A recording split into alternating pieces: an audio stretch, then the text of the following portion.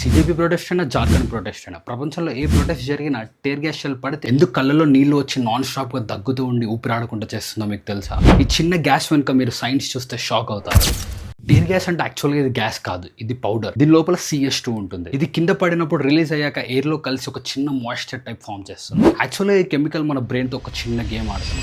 ఎలా అంటే మన కళ్ళల్లో చర్మం పైన ఒక స్పెషల్ నర్వ్ సెన్సార్ ఉంటుంది. TRPA1 ఛానల్ అని పిలుస్తారు. ఇది మన బ్రెయిన్ కి పెయిన్ సిగ్నల్స్ పంపుతుంది. సో ఎప్పుడైతే ఈ టీర్ గ్యాస్ కెమికల్ మన స్కిన్ మీద లేదంటే కళ్ళలో పడిందంటే మన బ్రెయిన్ కి false and urgent pain irritation ని పుట్టిస్తుంది. మన బాడీ మొత్తం మండుతున్నట్టు ఒక ఫాల్స్ సెన్సేషన్ క్రియేట్ చేస్తుంది. సో ఈ బర్నింగ్ సెన్సేషన్ వల్ల మన కళ్ళ నుంచి నీళ్ళు వస్తూనే ఉంటాయి. లంగ్స్ లోకి వెళ్ళిందంటే దగ్గుతూనే ఉంటాం. ఒక పాయింట్ లో ఊపిరి ఆగిపోతుంది, నేను చచ్చిపోతాననే ఫీలింగ్ మీకు క్రియేట్ అవుతుంది. సో మనం ఆ గ్యాస్ పడ్డ ఏరియాలో ఉండడం ఇంపాసిబుల్. అందుకే టీర్ గ్యాస్ షెల్ పడ్డాక ఎక్కడికక్కడ ఉరుకుతారు. ఇప్పుడు పాయింట్ ఏంటంటే నార్మల్ హెల్తీ పీపుల్ కి ఇది 10 to 30 minutes లో ఫ్రెష్ ఎయిర్ తీసుకోగానే ఇదంతా క్యూర్ అయిపోతుంది. కానీ పిల్లలకి, ఆస్తమా ఉన్న వాళ్ళకి, ఓల్డ్ ఏజ్ పీపుల్ కి చాలా డేంజరస్. ఇంకా కొన్ని రేర్ కేసెస్ లో లాంగ్ టర్మ్ ఎఫెక్ట్స్ కూడా చాలా ఉంటాయని సైంటిస్ట్ చెప్తున్నారు. సో ఇప్పుడు మీ ప్రకారం ప్రొటెస్ట్ లో టీర్ గ్యాస్ షెల్ యూస్ చేయడం కరెక్ట్ అంటారా? మీరే కమెంట్ లో చెప్పండి. ఈ సైన్స్ అందరికీ తెలియాలంటే మీ ఫ్రెండ్స్ అండ్ ఫ్యామిలీకి షేర్ చేయండి.